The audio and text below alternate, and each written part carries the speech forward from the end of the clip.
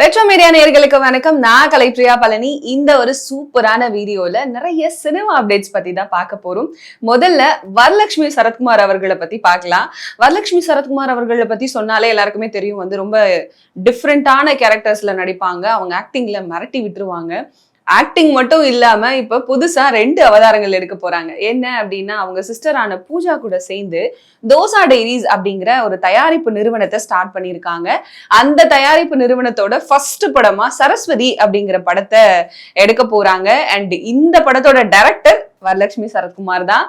And இந்த படத்துல யார் யாரெல்லாம் நடிக்கிறாங்க அப்படின்னா, பிரகாஷ் ராஜ் சார் நடிக்கிறாங்க, பிரியாமணி மேம் இருக்காங்க, 11 படத்தோட ஹீரோவான நவீன் சந்திரா நடிக்கிறாரு.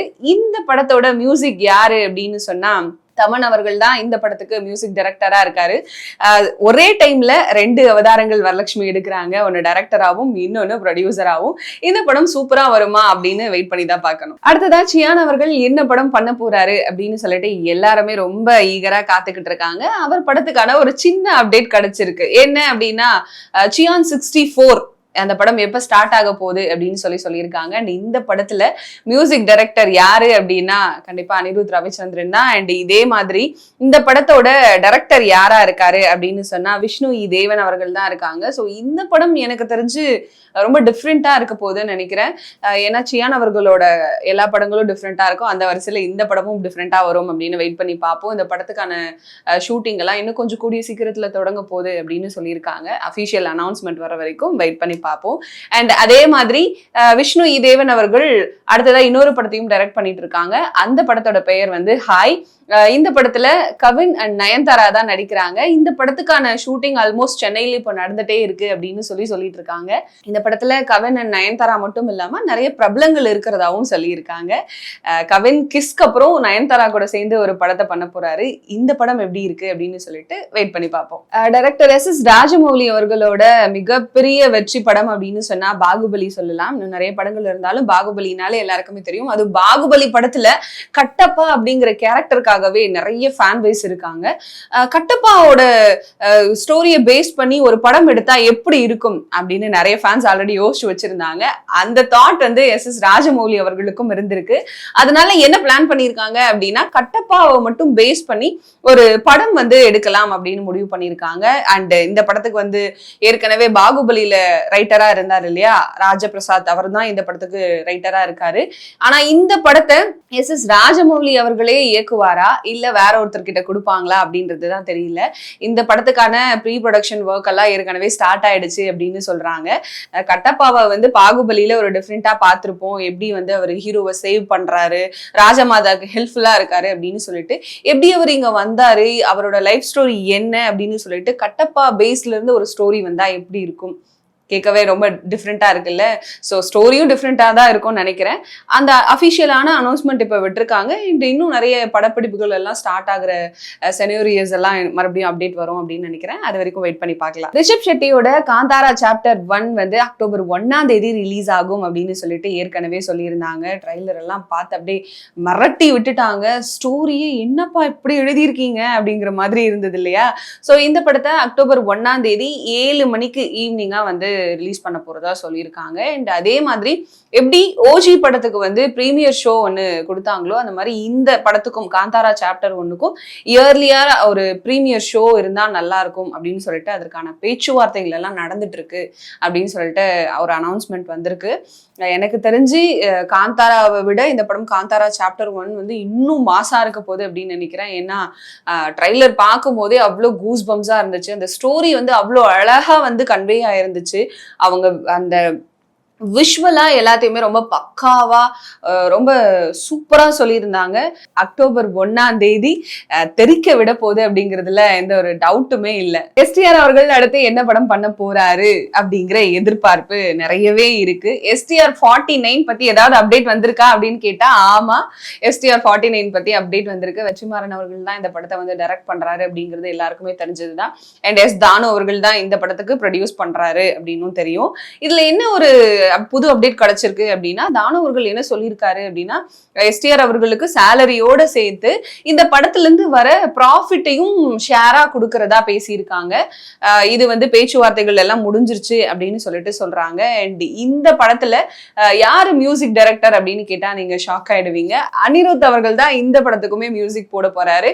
அண்ட் அக்டோபர் 4 இந்த படத்துக்கான ப்ரோமோ வெளியாகும் அப்படின்ற ஒரு சூப்பரான ஒரு அனௌன்ஸ்மெண்ட்டையும் கொடுத்திருக்காங்க. நான் ரொம்ப எக்ஸைட்டடா இருக்கேன். 4 வரப்போற அந்த ப்ரோமோ எப்படி இருக்கும் அப்படின்னு சொல்லிட்டு. பொதுவாவே வெற்றிமாறன் அவர்களோட படத்துல தொடர்ந்து நம்ம பார்த்துட்டு இருக்கோம். ஜிவி பிரகாஷ் அவர்கள் தான் மியூசிக் டைரக்டரா இருந்திருக்காரு. ஆனா இந்த படத்துல ஏன் அனிருத் ரவிச்சந்திரன் மியூசிக் டைரக்டரா இருக்காரு அப்படிங்கிற ஒரு கேள்வியும் இருந்தது. அதுக்கு பதிலா என்ன சொல்றாங்க அப்படின்னு சொன்னா, ஜிவி பிரகாஷ் அவர்களும் வெற்றிமாறனும் தொடர்ந்து நண்பர்களா இருக்காங்க இல்லையா? சோ நண்பர்களுக்கு இடையில இந்த சேலரி அப்படிங்கிற விஷயத்துல வந்து சில கருத்து முரண்பாடுகள் இருக்கிறதாவும் சொல்றாங்க. பிளஸ் இதே மாதிரிதான் டைரக்டர் விஜய் அவர்களோட படத்துலயும் தொடர்ந்து ஜிவி பிரகாஷ் தான் மியூசிக் பண்ணிட்டு இருந்தாரு. அவங்களுக்கு இடையிலுமே சில கருத்து வேறுபாடுகள் சேலரி இஷ்யூவா இருந்தது. ஏன்னா ஃப்ரெண்ட்ஸ்குள்ள வந்து நம்மளால சேலரி இன்க்ரீஸ் பண்ணியும் கேட்க முடியாது, இதை விட அதிகமா கொடுனும் கேட்க முடியாது. அப்படி ஒரு தர்ம சங்கடமான நிலை வந்து வெற்றிமாறனுக்கும் ஜிவி பிரகாஷ் இடையிலும் இருந்தது அப்படின்னு சொல்றாங்க. அதனாலதான் வெற்றிமாறன் வந்து சரி ஓகே நான் அனிருத்தையே நான் மியூசிக் டைரக்டரா போட்டுக்கிறேன் அப்படின்னு சொல்லிட்டு இந்த STR 49க்கு அனிருத் தான் வந்து மியூசிக் டைரக்டரா இருக்காரு அப்படிங்கிற அனௌன்ஸ்மெண்ட்டையும் கொடுத்திருக்காங்க. அண்ட் ப்ரோமோ வந்து 4 ரிலீஸ் ஆக போகுது. எப்படி இருக்க போகுது அந்த ப்ரோமோ அப்படிங்கிறத நீங்களும் ஒரு எக்ஸைட்மெண்ட்ல இருப்பீங்க இல்லையா? மறக்காம கமெண்ட் செக்ஷன்ல சொல்லுங்க. தனுஷ் அவர்கள் நடிக்கிற இயக்குற படம் தான் வந்து இட்லி கடை. இந்த படத்துக்கான ஈவெண்ட் எல்லாம் வந்து ரொம்ப பரபரப்பா எல்லா ஊர்லயுமே நடந்துட்டு இருக்கு. அந்த மாதிரிதான் திருச்சியிலயுமே அந்த ஈவெண்ட் நடந்தது. அந்த ஈவெண்ட்ல கோபி சுதாகர டிராவிட இன்வைட் பண்ணி ஒரு அழகான ஒரு ஈவெண்டா கண்டக்ட் பண்ணியிருந்தாங்க. அண்ட் அதுல நடந்த சில ஃபன்னியான கான்வர்சேஷன் தான் அவங்க கிட்ட நான் ஷேர் பண்ணணும்னு நினைச்சேன். அந்த இட்லி கடை ட்ரைலர் வந்த உடனே நிறைய பேர் வந்து சொல்லியிருந்தாங்க கோயம்புத்தூர்ல இருக்கிற ஒருத்தரோட ஒரு சமையல்காரரோட ஒரு பயோபிக்கை தான் வந்து தனுஷ் அவர்கள் எடுக்கிறாரு அப்படின்னு சொல்லிட்டு இந்த கேள்வியை வந்து மீம்ஸ் மூலியமா தான் இவங்க எல்லாம் ஷேர் பண்ணிட்டு இருந்தாங்க. ஆனா திடீர்னு பார்த்தா ஸ்டேஜ்ல ஏறி கோபி வந்து தனுஷ் கிட்டயே கேட்டாரு, என்ன சார் நீங்க கோயம்புத்தூர்ல இருக்கிற ஒரு சமையல்காரரோட பயோபிக்கா தான் இந்த படத்தை எடுக்கிறீங்கன்னு நம்ம பசங்க எல்லாம் சொல்றாங்க, ஆமாவா அப்படின்னு சொல்லிட்டு. அப்புறமா வந்து தனுஷ் அவர்கள் ஐயோ அப்படியெல்லாம் கிடையாதுங்க, நான் நேர்ல பார்த்து நிறைய பேரு அந்த இட்லி கடையில வேலை செய்யறவங்க அந்த இட்லி கடையோட ஓனர்ஸ் அவங்களெல்லாம் பார்த்து இன்ஸ்பயர் ஆகி அதுக்கப்புறம் நானா எழுதிதான் இந்த ஸ்டோரியை கொண்டு வந்தனே தவிர இது யாரோட பயோபிக்கும் இல்லை அப்படின்னு சொல்லிட்டு சொல்லியிருக்காங்க. கண்டிப்பா உங்களுக்கு தெரிஞ்சிருக்கும் இது யாரோட பயோபிக் அப்படின்னு சொல்றாங்கன்னு சொல்லிட்டு. வேற யாரும் கிடையாது, மாதம்பட்டி ரங்கராஜ் அவரோட பயோபிக்கா தான் இருக்கும் அப்படின்னு சொல்லிட்டு இப்போ வரைக்கும் நிறைய ஃபேன்ஸ் நம்பிட்டு இருக்காங்க. நீங்க என்ன நம்புறீங்க அப்படிங்கிறதையும் சொல்லுங்க. பா ரஞ்சித் அவர்களோட வெட்டுவம் திரைப்படத்தோட ஃபைனல் கிளைமேக்ஸ் வந்து ஷூட்டிங் போயிட்டு இருக்கு அப்படின்னு சொல்லியிருக்காங்க. இந்த படத்தோட பட்ஜெட் வந்து 60 கோடி அப்படின்னு சொல்லியிருக்காங்க.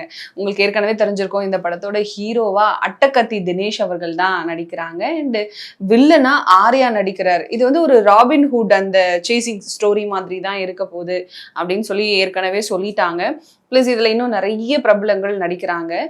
இந்த படத்தோட ஷூட்டிங் டைம்ல வந்து ஒரு ஜூலை இருக்கும்னு நினைக்கிறேன். அந்த ஜூலை மந்த் அந்த டைம்ல வந்துட்டு ஸ்டண்ட் ட்ரைனரான எஸ் மோகன்ராஜ் வந்து ஒரு கார் சேசிங் சீன் எடுத்துட்டு இருக்கும் போது ஒரு ஆக்சிடென்ட்ல இறந்துடுறாரு. அதுக்காக வந்து சில கேஸ் எல்லாம் போயிட்டு கொஞ்சம் இந்த படத்துக்கான வேலைகள் எல்லாம் அப்படியே தாமதமா நின்றுட்டு இருந்தது. இப்போ இந்த படத்துக்கான வேலைகள் ரொம்ப தீவிரமா நடந்துட்டு இருக்கு. ஆல்மோஸ்ட் கிளைமேக்ஸை நெருங்கிட்டாங்க. கிளைமேக்ஸ் சீன்ஸ் தான் இப்போ சென்னையில நிறைய இடங்கள்ல ஷூட் பண்ணிட்டு இருக்கிறதா சொல்லியிருக்காங்க. அண்ட் இந்த படம் எப்போ ரிலீஸ் ஆகும் அப்படிங்கிற ஒரு அபிஷியல் அனௌன்ஸ்மெண்ட்டை வெளியிட போறதாவும் சொல்லியிருக்காங்க. லோகேஷ் கனகராஜும் கார்த்திக் சுப்புராஜும் சேர்ந்து ஒரு இன்டர்வியூல வந்து சொல்லியிருப்பாங்க, ரத்னகுமார் அவர்களோட படத்தை வந்து நாங்க ப்ரொடியூஸ் பண்ண போறோம் அப்படின்னு சொல்லிட்டு. ஸோ அதே மாதிரி தான் இப்போ டைரக்டர் ரத்னகுமாரோட படத்தை வந்துட்டு சுப்புராஜ் அவர்களோட ஸ்டோன் பெட்ஜ் ப்ரொடக்ஷன் ஹவுஸ் வந்து ப்ரொடியூஸ் பண்ண போறதா அனௌன்ஸ்மெண்ட் வந்திருக்கு. அண்ட் இந்த படத்துல யார் ஹீரோவா பண்ண போறாரு அப்படின்னு சொன்னா மைக்கேல் மிராசு அப்படின்னு ரெட்ரோ படத்துல வந்து ரொம்ப ஆசமா நடிச்சிருப்பாரு. அவரோட ஆக்டிங் வந்து பயங்கரமா இருந்திருக்கும் இல்லையா? அவர் தான் விது. அவர் தான் இந்த படத்துலையும் ஹீரோவா நடிக்க போறதா சொல்லியிருக்காங்க. அண்ட் இந்த படத்துக்கான ஷூட்டிங் வந்து சென்னையில ஏற்கனவே நடந்துட்டு இருக்கு அப்படின்னு சொல்லியிருக்காங்க. எனக்கு தெரிஞ்சு இந்த கேரக்டரையும் விது வந்து ரொம்ப இன்ட்ரெஸ்டிங்கா பண்ண போறாருன்னு நினைக்கிறேன். ஏன்னா ரெட்ரோ படத்திலேயே எனக்கு ரொம்ப பிடிச்ச கேரக்டர் பர்சனலி விது தான். ஏன்னா என்னதான் ஒரு வில்லனா இருந்தா கூட செம்மையா ஆக்ட் பண்ணியிருப்பாரு. அவரோட கேரக்டர் ரொம்ப அழகா கொடுத்திருப்பாரு. அந்த வகையில இந்த படத்துல ஹீரோவா பண்ண போறாரு. இந்த படத்துல எப்படி பண்ண போறாரு அப்படிங்கறத நான் பாக்குறதுக்கு ரொம்ப ஆவலா இருக்கேன். அவரோட ஆக்டிங் வந்து ஹீரோவா எப்படி இருக்க போகுது அப்படிங்கிறத பாக்குறதுக்கு ரொம்ப ஈகரா இருக்கேன். நீங்க இந்த மாதிரி எந்த மாதிரியான படங்களுக்கு ரொம்ப ஈகரா வெயிட் பண்ணிட்டு இருக்கீங்க அப்படிங்கறத மறக்காம கமெண்ட் செக்ஷன்ல சொல்லுங்க. அண்ட் இதே மாதிரி வேற ஒரு வீடியோல உங்களை வந்து மீட் பண்றேன். until then bye from Kalaipriya Palani. And மறக்காம ரெட்ரோ மீடியாவை சப்ஸ்கிரைப் பண்ணுங்க.